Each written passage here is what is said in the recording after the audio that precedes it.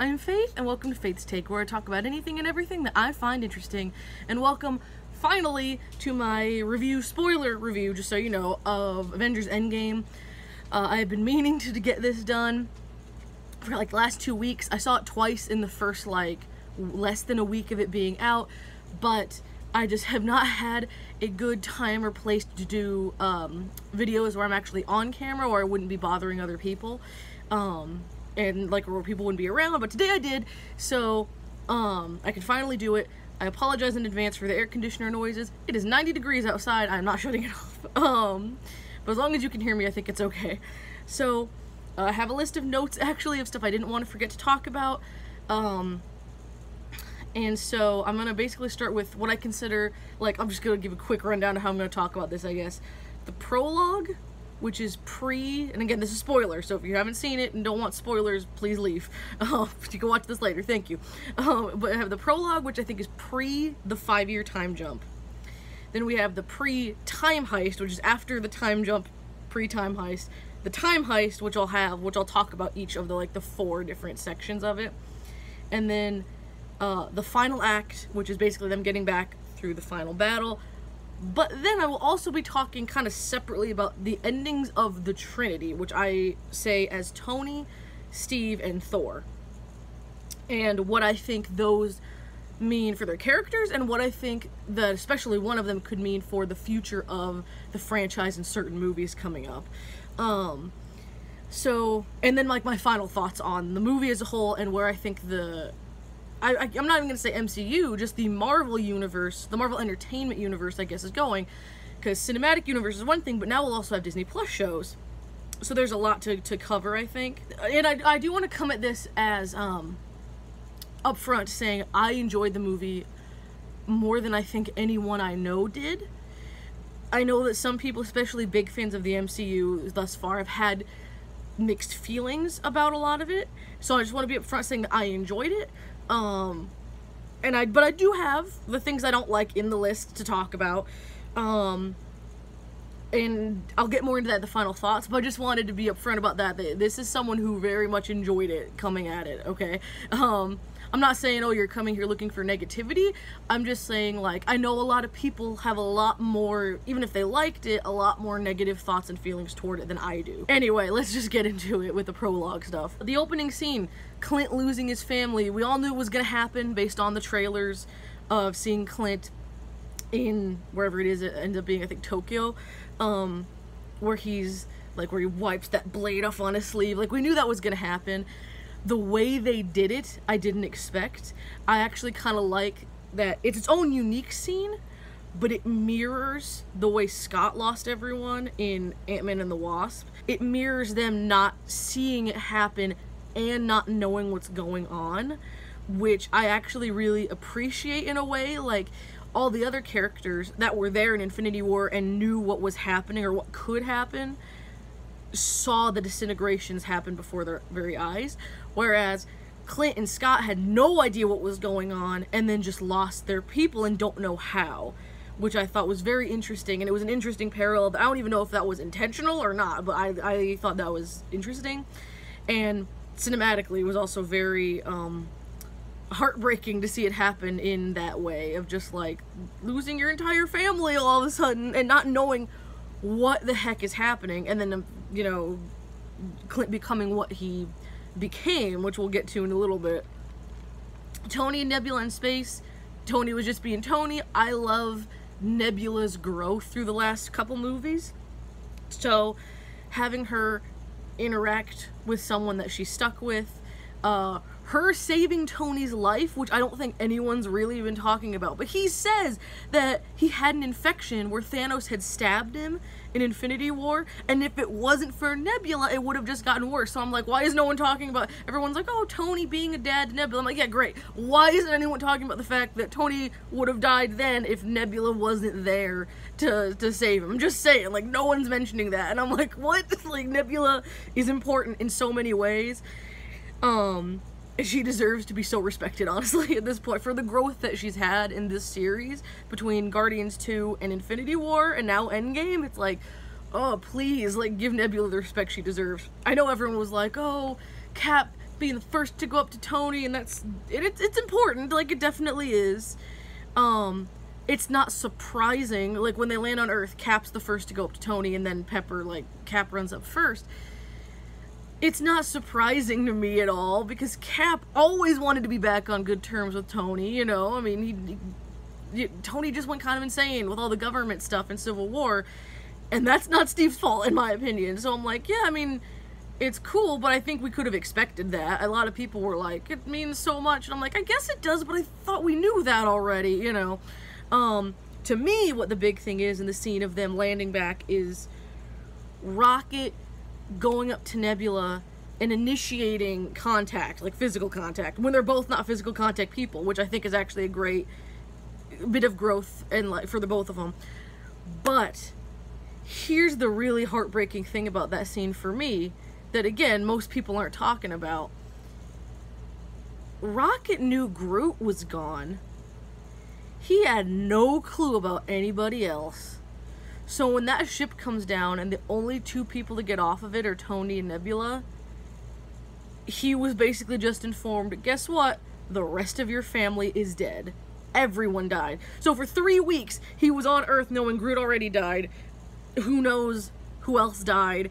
And then it ends up being all of them except Nebula. Like, that is really bad.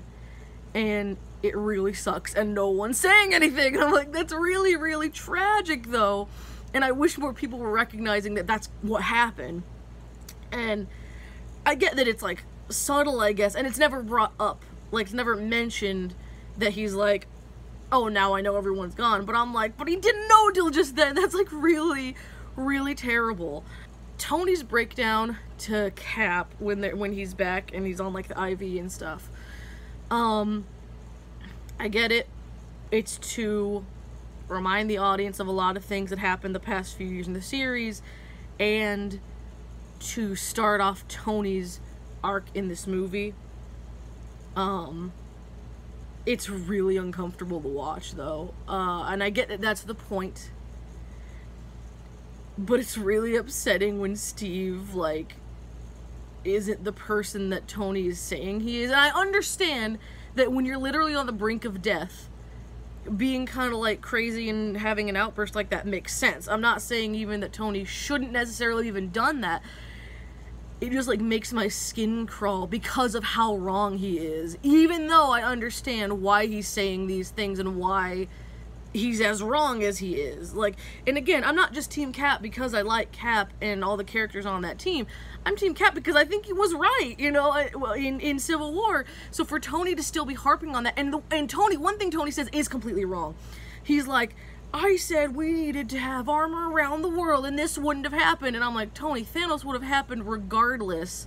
Are you kidding me? We wouldn't have even been able to put up a fight if your freaking, like, government system had been in place. But my favorite part about that scene, one of my unexpectedly enjoyable parts of this movie that I'll touch on one or two more times through this, because I'm going, like I said, going chronologically here.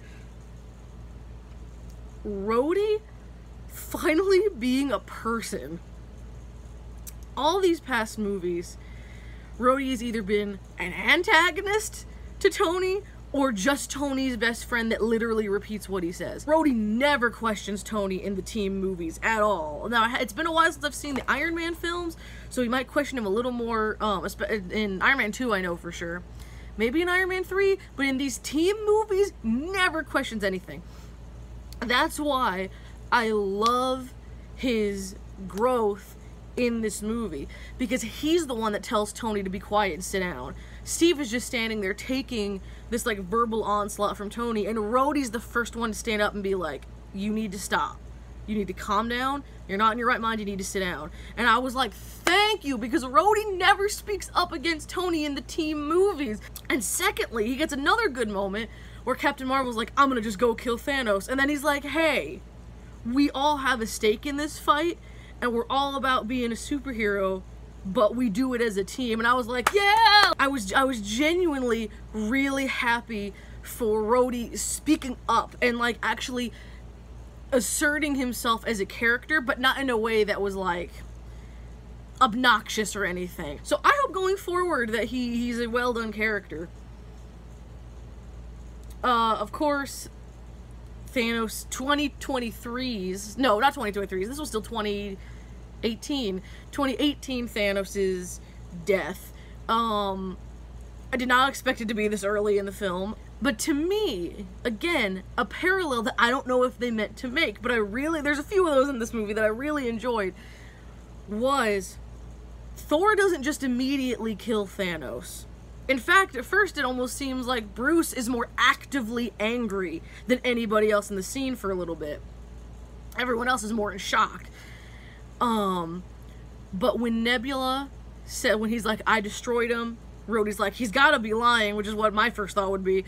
And Nebula says, my father's many things, a liar is not one of them. And then Thanos is like, oh, thank you. Perhaps I treated you too harshly. Understatement of the year. And then Thor decapitates him. I like that it was after Thanos said such a terrible thing to Nebula. It reminded me of the scene in Civil War where the government comes in and is showing the clips of the destroyed cities. It gets to Sokovia, and Wanda's face, like, falls, and Steve goes, that's enough. Like, shut it off.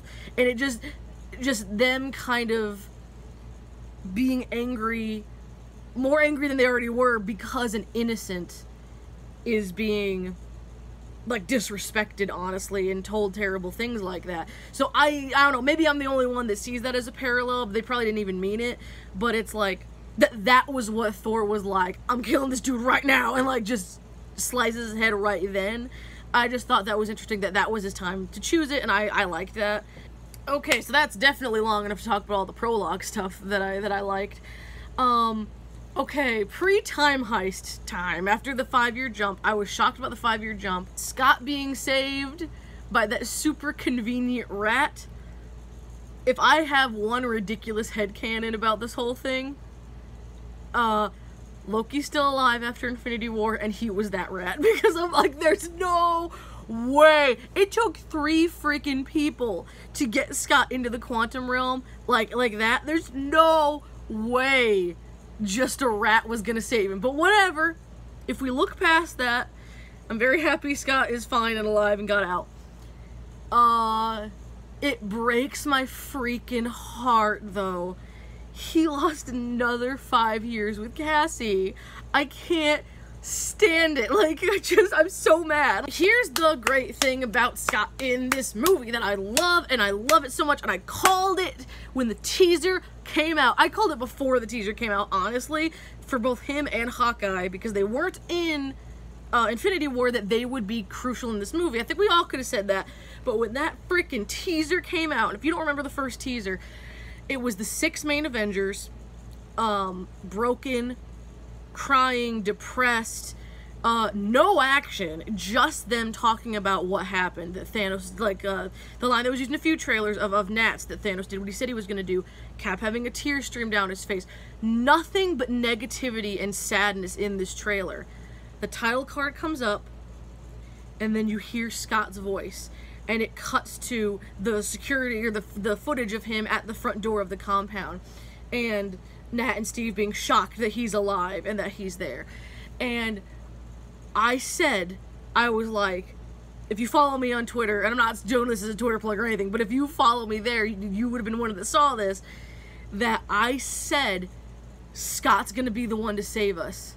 He's gonna be the hope that saves us all, because he is the one hopeful, bright spot in that trailer. Everything else is depression and just pain and mourning, and who comes in to give that little bit of comedy, that little bit of hope and light at the end of the tunnel? It's Scott. And I'm like, Scott's gonna come into this movie and he's gonna be the one that saves the world. And I was right, because while yes, it was a team effort, they would have just been stuck in apocalyptic 2023 with no one else, with like half the world dead, if he hadn't survived and come up with the time travel. And I was like, yes, I'm so happy and so proud of Scott being this character when I've loved him so much since his first movie, but especially since Civil War. He's been my favorite Avenger, Marvel character, whatever you want to call him, since Civil War.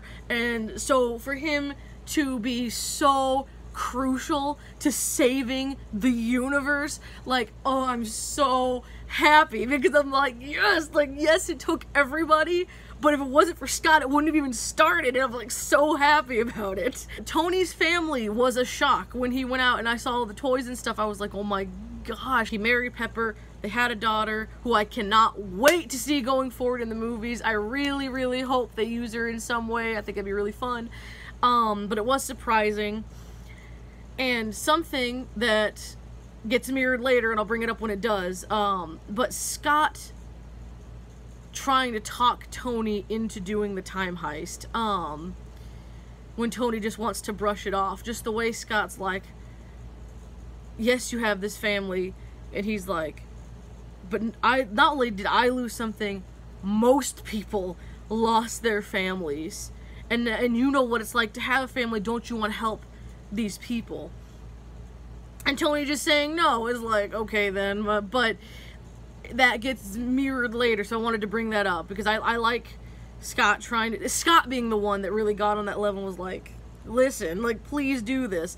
And that comes up later. Professor Hulk. I actually love Professor Hulk. I know that's kind of one that's love it or hate it kind of thing. I love it because back in 2012 when the Avengers came out, Bruce Banner was my favorite character.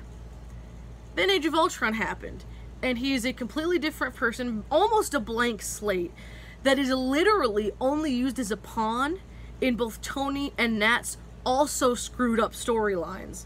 All three of those characters were kind of destroyed by Whedon in that movie. You know, he went from being my favorite to like completely off my radar, basically, like, and he hasn't been anywhere near a top 5 list of mine in a long, long time. But then Ragnarok kind of took him, made him better. Infinity War kind of continued that.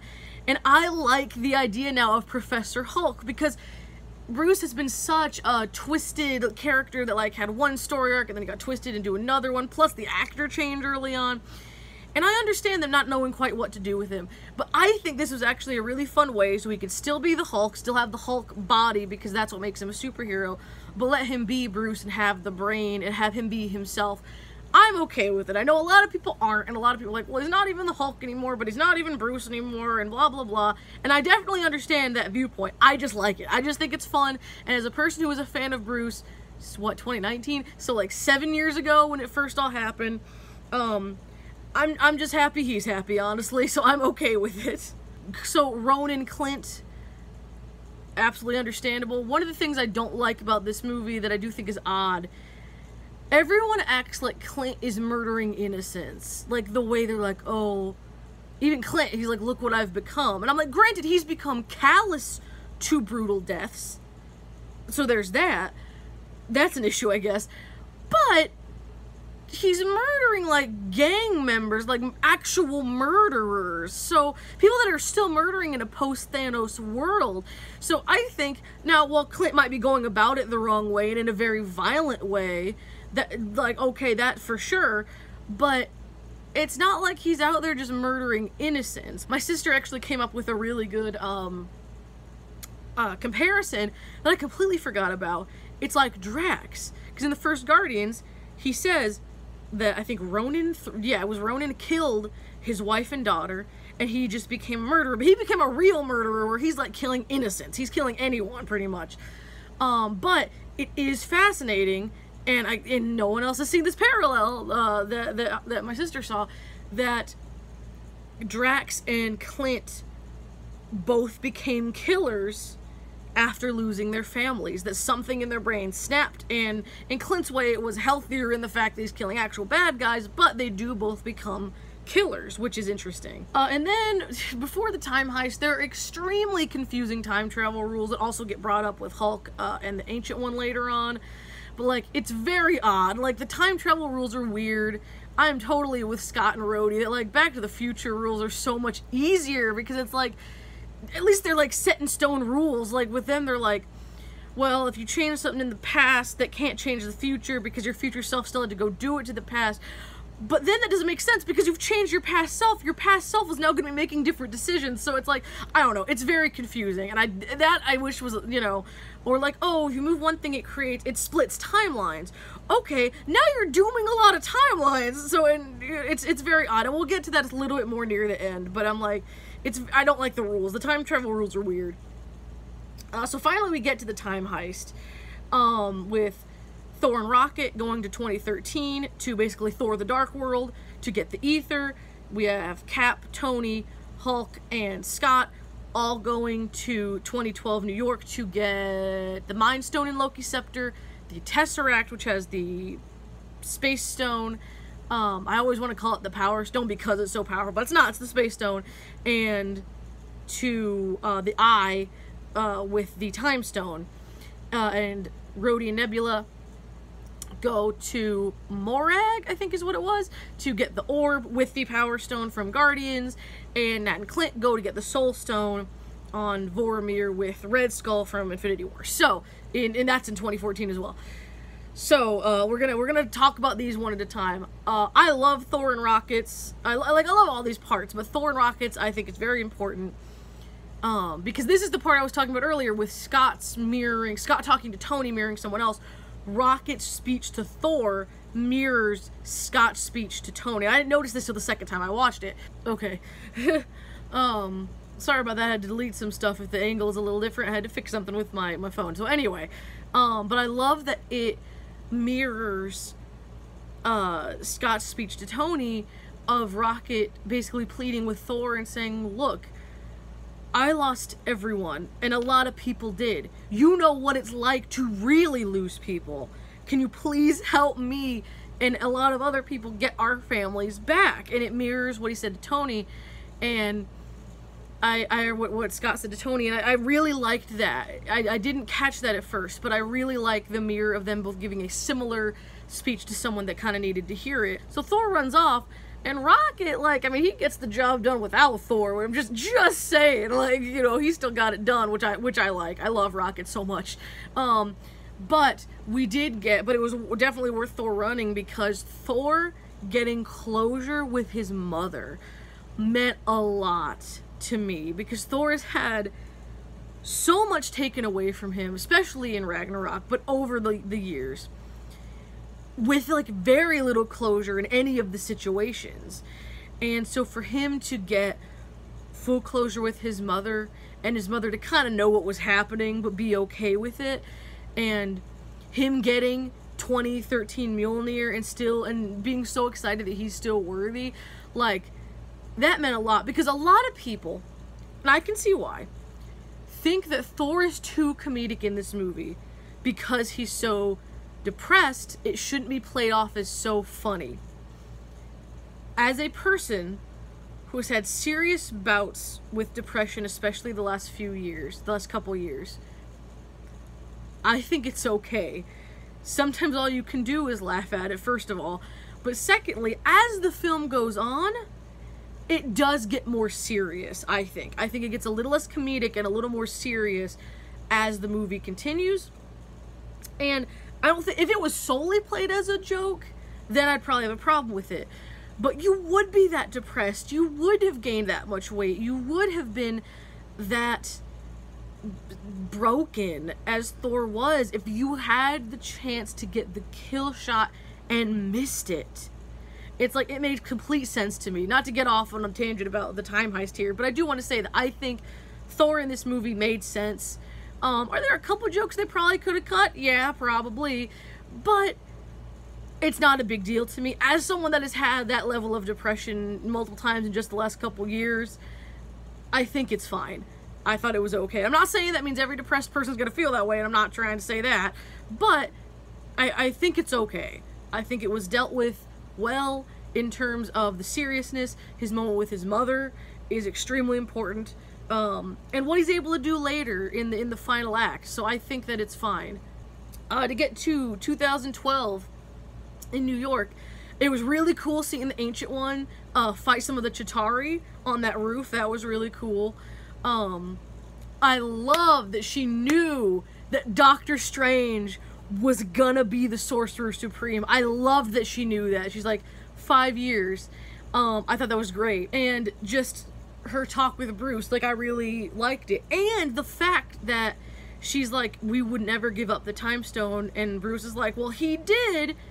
And at first I thought it was gonna mess up the timeline where, like, she wouldn't take Doctor Strange in.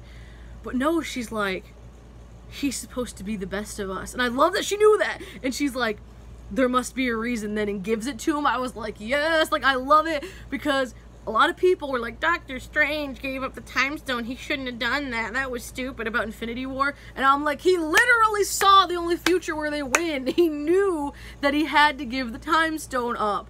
But it's like one of those things where people, ugh, they just all say that, and I'm like, clearly that's not the case. So I'm glad that the Ancient One confirmed that like, Stephen must have known what he was doing and gave the time stone. I thought that was good. Cap fighting Cap, great, hilarious. Getting to see some of the aftermath of New York was really cool, of them getting back to the tower once they defeat Loki. That was fun. Seeing that the only reason Loki was muzzled was because he wouldn't shut up. I thought that was fun. Hail Hydra. Holy cow. I loved it because it stuck it to that freaking comic that made him actually Hydra. So it's like, oh, he'll say it, but it's just to get the scepter. I loved it. And the mirroring of the cinematography alone, but the whole scene of Winter Soldier in the elevator, that was great. And then with Scott and Tony, Scott, being the audience, being like, you didn't know these people were Hydra? They look like bad guys. And I'm like, I know! Like, just, it's so, you can't look at, what's his name? Crossbones, and be like, that dude's clearly evil. Like, stupid. Also, may I just say, while they do fail at getting the Tesseract, Scott did his part of the mission 100% correctly. It was just Tony who stood too close to a Hulk-busting door, so just saying. But them failing and Loki getting the Tesseract and escaping, hilarious. I can't wait to see where that goes, because clearly that's gonna have something to do with either a future movie or the Loki TV show, so I can't wait to see what that is. And then Cap and Tony going to the 70s was interesting. Seeing both Hank Pym and Howard Stark back then was really cool. You know, they have to have Cap see Peggy because they keep putting her in, like, he looked at her picture right before they went to kill Thanos at the beginning, and he sees her in the blinds now. Tony seeing his dad was definitely cool, definitely interesting. I'm just like, Tony, like, he's just such an idiot, though. I'm sorry, you're on a secret, like, government base, or like in a government base, and he's like, Howard Potts, and it's like, of course that, like, I'm just saying, Howard Stark is an idiot because he wasn't like, you're clearly lying to me, sir, I'm getting security. So it's like, I don't know. But that was interesting, that being, you know, around the time of Tony being born was interesting, and them getting that moment about being fathers was cool. And again, it mirrors Thor with his mom, of kind of having at least a little bit of closure with the parent that you lost. And I think that's very interesting. Just these, so many parallels in this movie for both itself and the rest of the series. Rhodey and Nebula. It's great seeing Star-Lord again doing that dance scene from the opening of Guardians, because that's become so iconic in the MCU, the Guardians opening, so that was cool.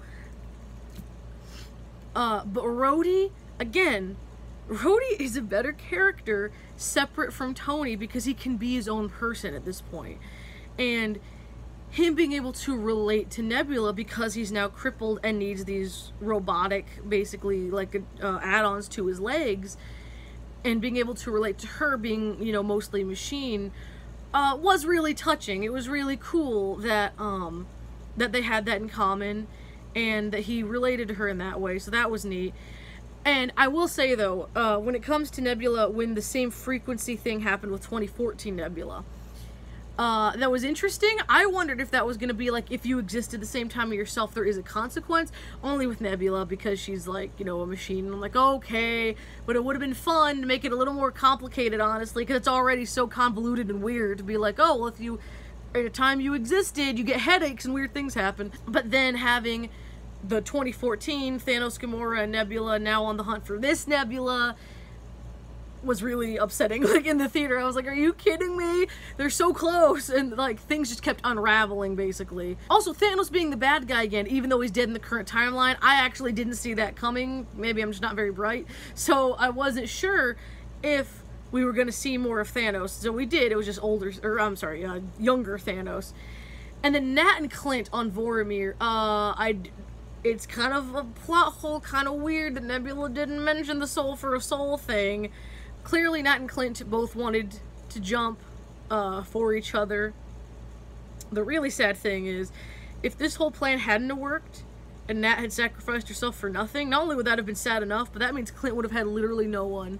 Literally, the other person that he loved the most outside of his family would have been dead, and I'm like, that's awful.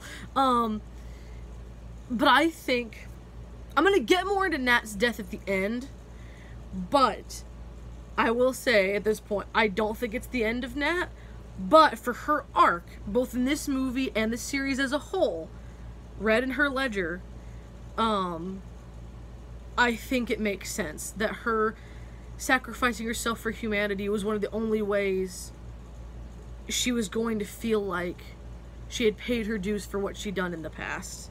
And that mirrors something that happens later, as well as what I think is going to happen to Nat in the future. I will get to that when I talk about the endings. You know, when they finally get back, 2014 Nebula screwing everything up is awful. But to me, one of the things, this to me was where I was like, ugh, about Thor the most, outside of with his mom, I guess, was Thor is just constantly trying to do the right thing. Ever since the first Thor, after he got over his arrogance, he's just trying to do the right thing. And it almost never works out. He always loses so much. He lost 90% of his people, and it wasn't even his fault at all. And when he wants to snap, when they build the new gauntlet and he wants to snap, and he tells Tony, like, let me do something good, something right, that broke me. I was so sad, because it's like, because when you fall into depression, like, yes, you feel like you're a useless, terrible person, but that's without 90% of the people you know and love dying. And it just really hurts. Like, it's really bad. Like, it sucks. And so that to me was like one of the best Thor moments in the movie, though, because you saw this raw pain that he's feeling about all this. Like, obviously you see it in the form of the goofy depression scenes, but that scene just like, dang, like, it really hits hard. Hulk snapping, I was like, thank you for letting Hulk do something that isn't just smart. Like, thank you for letting him do something else, because there's a lot of geniuses, and that's fine. They're all important, but him doing a thing that only the Hulk could do, I thought was nice. Also, you gotta remember, Thanos was getting the stones one at a time. Bruce puts them all on at once, which is insane. You have the very obvious with, like, Clint's wife calling him of that it worked. I love the subtlety of Scott seeing the birds, because, like Nat said, Thanos wiped out half of all living creatures. So they would have seen far fewer animals. And I thought that was a really cool, subtle, quiet way to show it had worked. I thought that was nice. Then everything explodes, and it's like, no! Like, it sucks when everything blows up. For half a second, I was like, did they just effing kill Scott? Because he didn't have a helmet on, it blows up in his face. I was like, did he just die? And so I'm glad that that was not what happened. Everyone's piled under the rubble. And that's the thing. I'll get to the Trinity here in a minute. But I love Rhodey saving Rocket, first of all, was already nice, but Scott saving Bruce, Rhodey, and Rocket was amazing. Again, he's so important. I love it so much. Clint grabbing the gauntlet, also amazing. Him literally holding all 6 stones and running from those aliens, amazing. That was such a good action scene, because it's also so almost horror movie-esque with those creatures following him in the tunnels and stuff. It's like really good. So, the Trinity seeing and fighting Thanos, that being, like I said, Tony, Steve, and Thor. Pre-Ragnarok, Thor would have been like a throwaway character in that scene. No one really cared that much about Thor. He would not have come off as needed or important as the other two. I think almost rightfully so, because he just wasn't that deep or important as a character. He's not in Civil War, nothing. So thanks to Ragnarok and Infinity War, though, he completely earned his place as a character, just in amounts of development. I'm not even saying that Thor wasn't a good person or a good hero and shouldn't have been in there, but he had so little development and so little connection to what was going on Earth half the time that it didn't make a lot of sense. But now, thanks to Taika Waititi and Thor Ragnarok and Infinity War and the growth he had there with Rocket in that movie as well, it made complete sense for Thor to be on the same level as Tony and Steve in the final battle of this 11-year journey. Or like, you know, kind of this final chapter of, it's almost like the final chapter of this book leading into all these other books that are coming up. And yeah, like, honestly, 2 years ago, pre-Ragnarok, if you'd been like, Thor's gonna be one of, as important in the final battle, basically, as Tony and Steve, I would've been like, why? But now it makes total sense, and I so appreciate that. Thor's growth has been so good, and he was so important in needing to be there. Cap wielding Mjolnir, and Thor being happy about it, like, proud of him? Incredible. My family literally cheered in the theater, which started other people cheering. It was like amazing. It was so good. And I also love, because Odin back in Thor in what, 2010, 11 when that came out, he doesn't say, if you're worthy you can hold the hammer. He says, if you're worthy, you have the powers of Thor. So Steve summoning the lightning and the thunder was insane, but it made sense. It was so good. It was like such like a moment that was just like, everyone knew that he would be worthy, but seeing it like meant so much. It was so cool. But it does bring up an issue that I have, which is Thanos is so powerful. Like, I get that he's a Titan, but you have Tony's most advanced suit ever, Cap wielding Mjolnir, and Thor wielding Stormbreaker, and they still couldn't beat non-stone holding Thanos. I don't know, that was a little sketch for me that Thanos was that. I get it, it's the final battle, he has to be super powerful, but he doesn't even have the gauntlet yet, so it's, I don't know. People have been making on your left jokes since 2014, so for that to be in this, and that to be the signal that, like, they're all coming in the portals, I love it. I love Sam so much, and so I was, like, so excited. So that was great.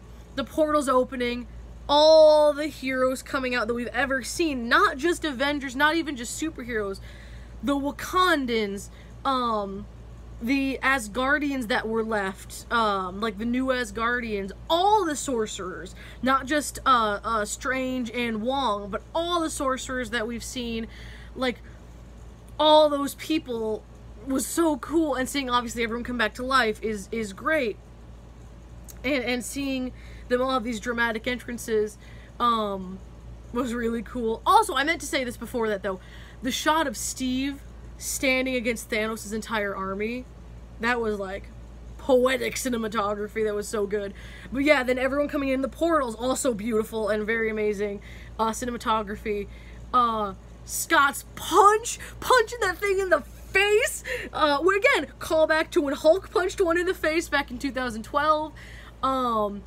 Spidey activating instant kill, like all these things that we wanted to see, and they're finally doing it. It's like, just, which I know it's pandering and it's exactly what they want, and I love it though. Like, I can't stand it. It's so good. Sam stabbing things with his freaking wings, like, it's so good. 2014 Gamora, by the way, teaming up with 2023, you know, current day, basically, Nebula, to defeat old Nebula and to be on their side.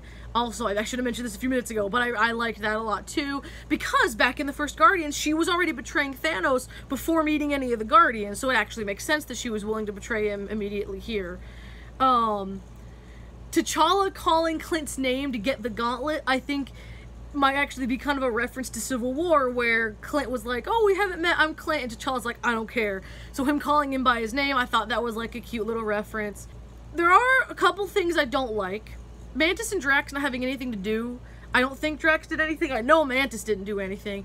Mantis is literally one of the most powerful characters in the MCU. You cannot tell me otherwise. She puts a planet to sleep.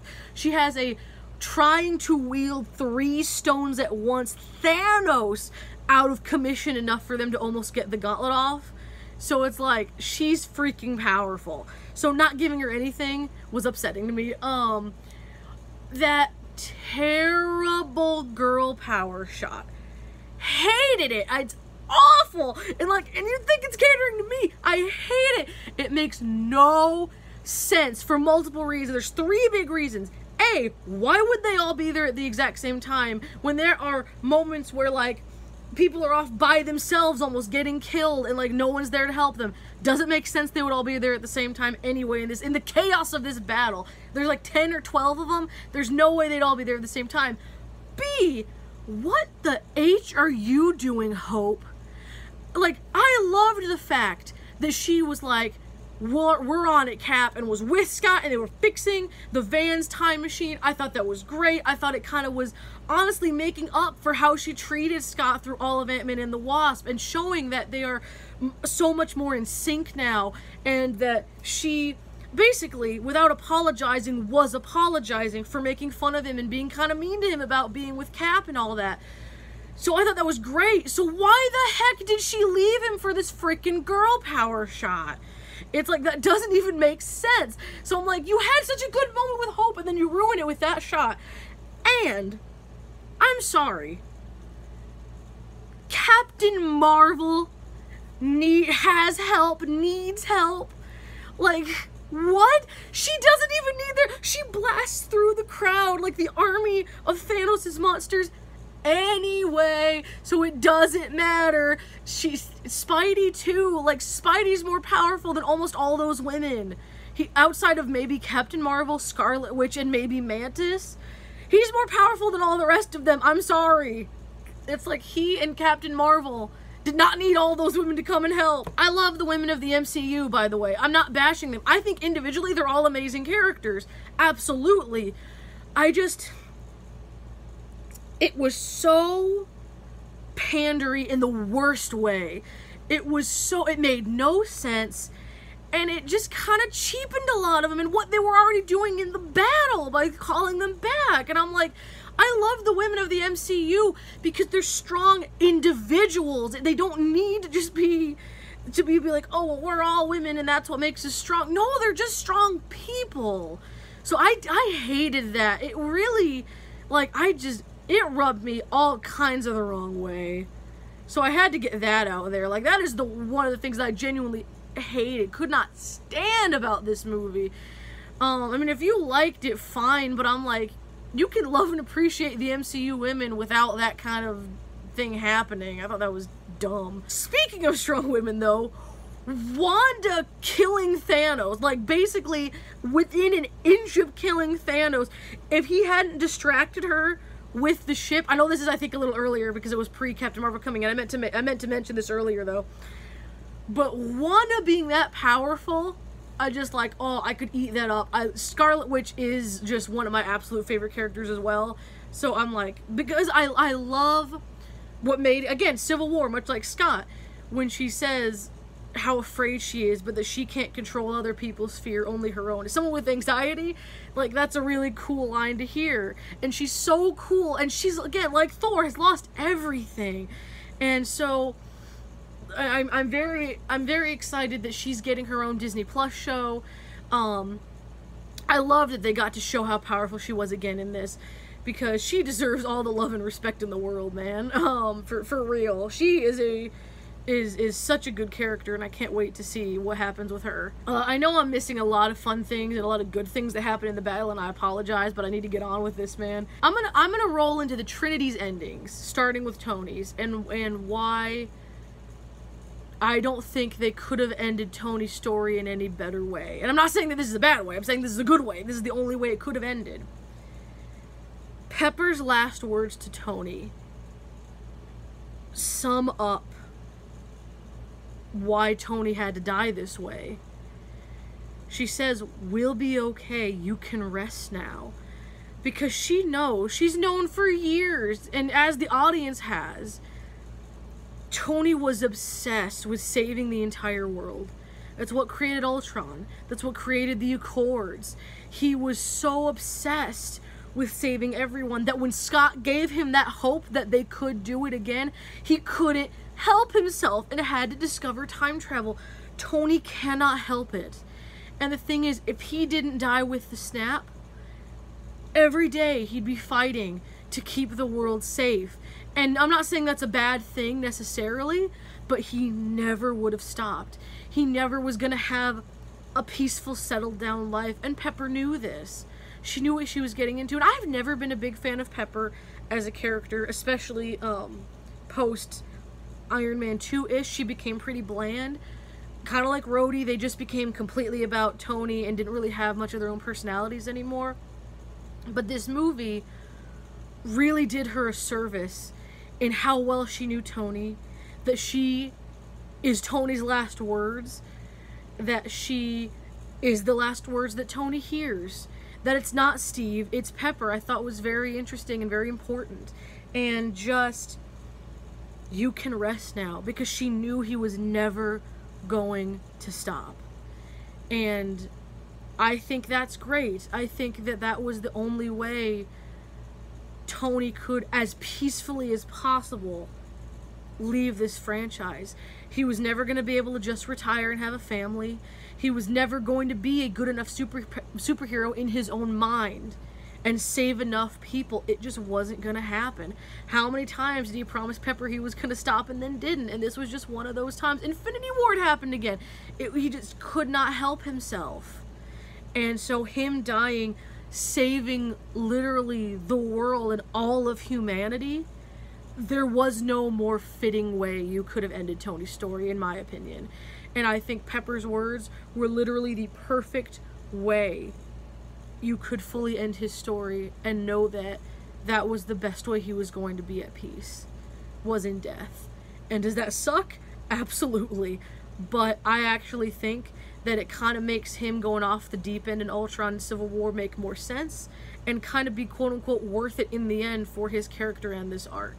I actually really enjoyed it, as sad as it is. I think that it was beautifully done. I think it was beautifully done. But now let's get to ones that are a little bit more upbeat, but a little weird. Cap.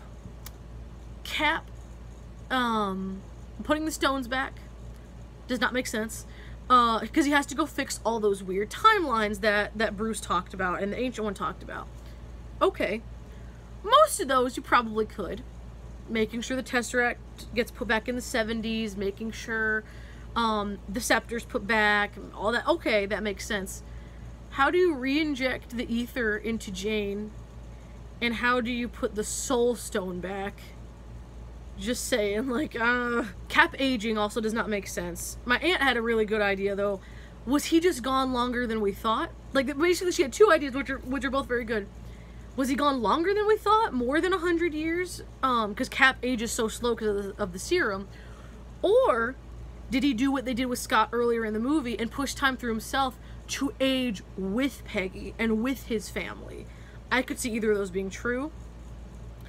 I don't know if this is the last we'll see of Captain America in these films, because we now know you can push time through a person and make them younger, but they retain their memories, as we saw with, like, 12-year-old Scott. So, I don't know. This might not be the end of Cap at all. I know a lot of people are very upset about two things. That he left Bucky, and that he did not give the shield to Bucky.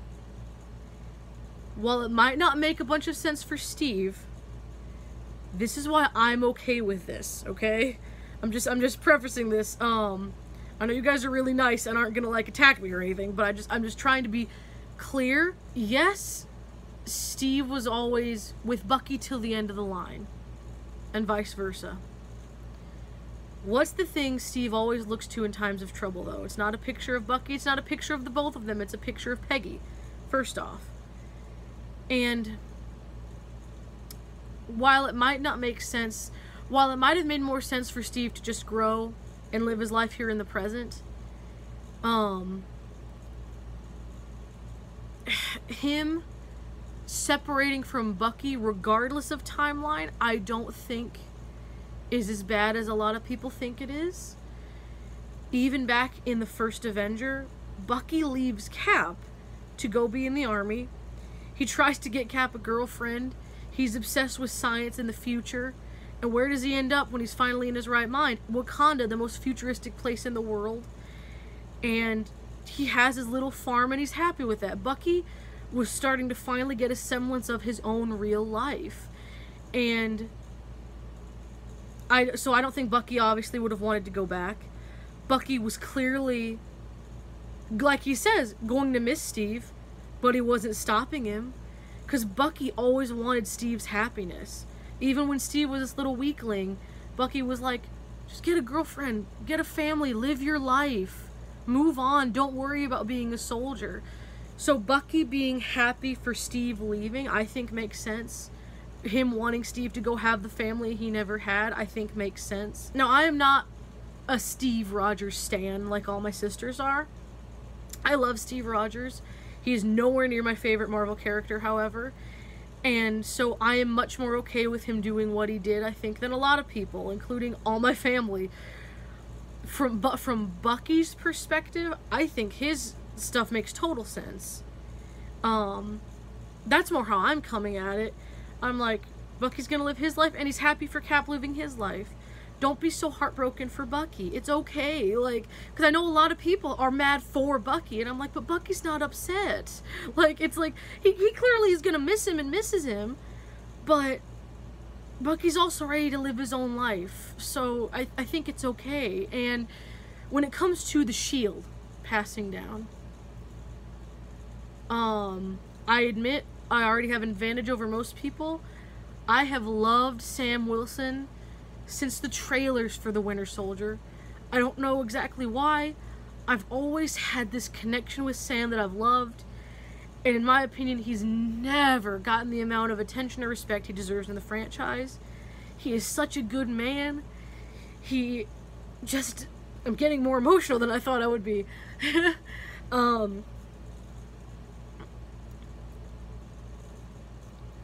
I'm so proud of him getting this shield. And I didn't think that would happen at all. I thought they were going to retire the Cap mantle. Whether Cap died or retired in this movie, I thought the Captain America mantle was going to be retired. But since it isn't, I understand why he's not giving it to Bucky. Why would he burden Bucky with that after all Bucky's been through? Now if Bucky wants to continue to fight and be a hero, that's completely on his own personal terms. It's not because Steve said, you're Captain America now, you have to still fight. So I think it makes sense why Steve wouldn't have given it to Bucky, because it would have been like forcing it upon his friend, who is, again, just getting a semblance of a normal life back and can finally choose whether or not he fights. So I think it makes sense not to give it to Bucky. Does it make complete sense to give it to Sam? Probably not. And I admit that. But man, it makes me happy. Like, to finally have Sam get this respect and this amount of importance means so much to me. And I want to try to not get too emotional because I was going to talk more about this at the end a little bit. So let's move on. Let me calm down a little bit and we'll move on to Thor's ending and then my final thoughts here. So Thor's with the Guardians. I think that's an incredible idea. I love the Guardians, I love Thor, and they're like all our space guys for the most part, outside of Captain Marvel. And I honestly think it'd be really cool if Captain Marvel was with a mission with them one day. That'd be really fun. But anyway, him with the Guardians is really, really cool. I think it's super fun. I'm very excited, especially because I really think Thor and Rocket is one of the best friendships we've gotten out of the recent MCU movies. I think Rocket and Thor have both had such incredible development over both their past pre-Infinity War movies with Guardians 2 and Ragnarok, respectively. excuse me, hiccups. And then with Infinity War and Endgame, I'm very happy they're staying together, honestly. I'm very, very happy that they're going to be there for each other. And here's the fun thing. I think I know what's going to happen in Guardians 3. This is just my guess. This is why I wanted this to be the last thing I really talked about before my final thoughts here. Just, you heard it here first, in my opinion, I think. I haven't heard anyone else talk about this. The end of Guardians 2, one of the many end credit scenes was the Sovereign, the Gold People, building this guy named Adam. It's supposed to be Adam Warlock from the comics. What he is most associated with, apparently, in the comics, because I researched this back in 2017 when that movie came out, is the Soul Stone. In 2017, we had no connection in the films to the Soul Stone yet. Well, not until Infinity War. And it kind of came out of nowhere because it had to, right? So, we have a bad guy whose main objective or powers or whatever are from the Infinity Stone, or from that Infinity Stone, the Soul Stone.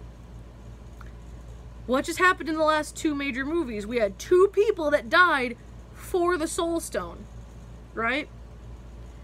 Hulk says at the very end, when he snapped, he tried so hard to bring Nat back, someone who died because of the Soul Stone. I think Hulk's snap, because he was thinking of bringing back someone that died from the Soul Stone, brought both Nat and Gamora back, because you're not going to kill the lead females of both your biggest teams, in my opinion. I just think that's a really weird decision anyway. But they weren't, I don't think they were finished. While I said Nat, that could have been a good ending to her story, I don't think it is. Which I think is fine. I think continuing it is also fine. Unlike Tony, where it had to stop. I think Nats should continue. I think that would be interesting. Or I think Nats could continue, I should say. I think it'd be interesting. I think the snap brought them both back. We saw from Hulk's snap and from the portals at the end, everyone came back where they died. I think Nat and Gamora are on Vormir alive. I think that's the case. Now you have a Guardians bad guy that's already been foreshadowed, who has ties to the Soul Stone. 2 main characters, one of the Avengers, one of the Guardians that died for the Soul Stone, and now an Avenger is a Guardian. So now we have that connection where Thor's going to be with them if they find Nat and Gamora, and it wasn't just Hulk's line about that. What's the first thing we see Quill doing on the ship at the end? Searching for Gamora, even though he's been told she's dead. I think between Hulk's line and Quill looking at that thing on the computer, I think they're both alive on Vormir, and it's going to connect to Adam Warlock trying to get the Soul Stone in Guardians 3. That's just my theory, but I'm just saying, we didn't have any connections to the Soul Stone at all until Infinity War, and now we have 2 major characters connected directly to it, and a bad guy that's supposed to be. So, I mean, they could go completely different direction with Adam Warlock, but from what I know, I think that's what it is. I just wanted to get that out there before anybody else did, just to be like, hey, I think that's the Guardians plot. Okay, so now for my final thoughts on all this. I know I'm the person in my family that liked it the most, by a lot. I think a lot of them liked it or enjoyed it, but had a lot of issues with it. And I definitely understand. I also have issues, like I said, with the plot holes. Like, I don't like the confusing time travel. There are a few things that went a little too far in nonsense. A lot of Cap's ending doesn't make sense without it being directly told to us and all that. And I understand that. But to me, characters are the most important. I've said this on this channel about multiple things, multiple times. Character is more important than anything else to me. And I was very, very, very, very blessed in the fact that most of my favorite characters were extremely important in this movie and had amazing development and amazing things happen to them. And I fully admit that that is one of the biggest reasons that I love this movie. And I try to be objective with any movie I watch, anything I review, whether it's Pixar movies I don't like or Avengers movies I love, right? I try to be as objective as possible. But I am such a feeler, I am such an emotional person that I fully admit that it doesn't make sense that I'm being more lenient on the plot holes in this than, like, Inside Out or whatever. I fully admit that. And I know that that's probably wrong and not good to do. But this movie, the characters in it, mean so much to me. And getting to see them as important and respectable and critical as they are, when a lot of other people haven't seen them like that the way I have the last up to 5 or 6 years for some of them, is like, you know, I think it's like to be the person that for over 5 years in some cases have just been holding out for this, for them to have that moment, that big thing that makes them so important. It just means a lot to finally get it. Scott, I have always loved. I relate to his dorkiness. He's such a sweet little Hufflepuff of a person. And after all he's been through in both his movies and getting slammed about what he did in Civil War, to be the man that comes up with the idea that saves the world, it's really cool. It's like, it means a lot. And Rocket, I don't know how far to get into this. In the first 2 Guardians movies we have thus far, I relate to Rocket in a lot of ways that might not even be healthy, honestly. For various reasons I won't get into here too much. This is already a super long video. Maybe one day I will. But a lot of deep, hurting, painful, and negative things I can relate to Rocket and the pain he has, which I know is weird. It's a talking raccoon, for goodness sake. You wouldn't think that a person could relate so much to that, but I do. And him being, you know, one of the 10 people in the time heist, one of the surviving Avengers, one that is keeping Thor grounded to reality and is so important, was the only main actual Guardian to survive, because Nebula technically isn't, you know? Like, that's incredible to me, and I can't wait to see where his growth goes from here. And Sam, like, I have loved Sam for so long, and nobody else loves him that much. Like, people like him, like, everyone likes Sam, but no one else, he's not anyone else's top 3 characters. Are you kidding me? No, like, I've never heard that.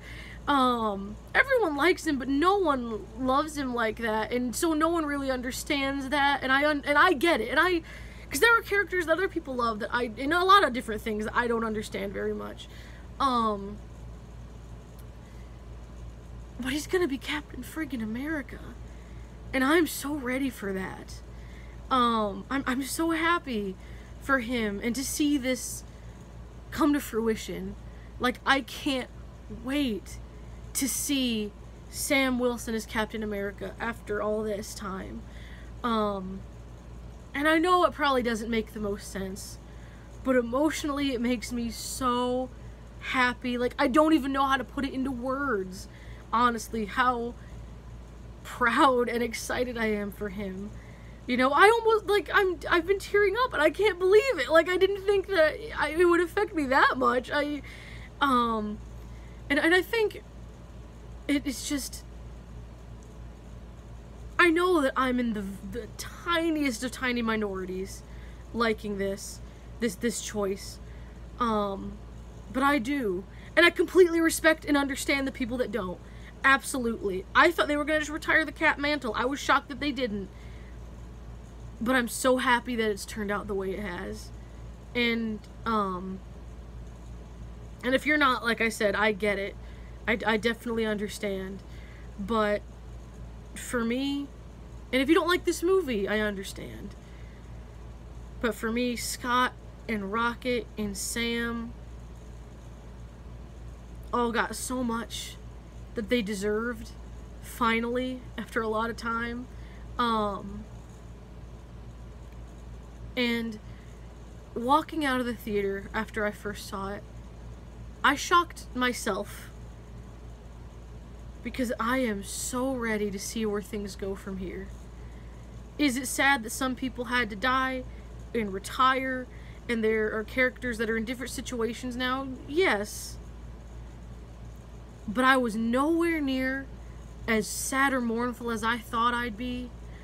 I honestly can't wait to see the future of the Marvel Cinematic Universe, of the Marvel TV shows, like the Disney Plus shows that we'll be getting. I can't wait. And I know I don't speak for everyone in that sense either. I know a lot of people are still sad that this is technically the end of an era of the Marvel Universe at the very least. But I'm ready to see what happens to Scott and Hope and Cassie. I'm ready to see the Asgardians of the Galaxy. I'm ready to see Sam Wilson as Captain America. I'm ready to see Sam and Bucky in their Disney Plus show. I'm ready to see Hawkeye and Wanda and where their arcs go from here, having lost the people closest to them. I'm so ready to see what the future holds for each of these characters, good and bad, for better or worse. I am ready for the future, and I was as soon as I walked out of that theater, and I was shocked. But I really liked the movie. I liked what it did for my characters. I liked what it did for Tony, and I am ready to move on and see what we get. So, I know this was a very long, probably rambly, convoluted review. That's why I tried to keep things in chronological order. I hope that you guys enjoyed this, that it made enough sense, that you guys enjoyed the movie. Whether you did or not, please let me know what you thought of it. I would love to discuss it with you guys, and get other perspectives on it. I just tried to make myself very clear, because I think I confused a lot of my family with some of my thoughts on it, and I don't agree. Like, even though I totally understand, you know, the plot holes or certain character arcs being too hard for some people to overcome in terms of fully enjoying the movie, I definitely understand that. That's been my case with a lot of movies in the past. But this was a movie that was made for me, pretty much, and I'm very happy about it. So, and I hope you guys enjoyed it. And if you didn't, I am genuinely sorry, but I do understand why. I do see a lot of the issues, but I loved it, and I'm excited to see what the future holds. So, yeah, I hope, like I said, I hope you guys enjoyed this. That's about all I have to say, I guess. So, thanks again. I'll see you guys later.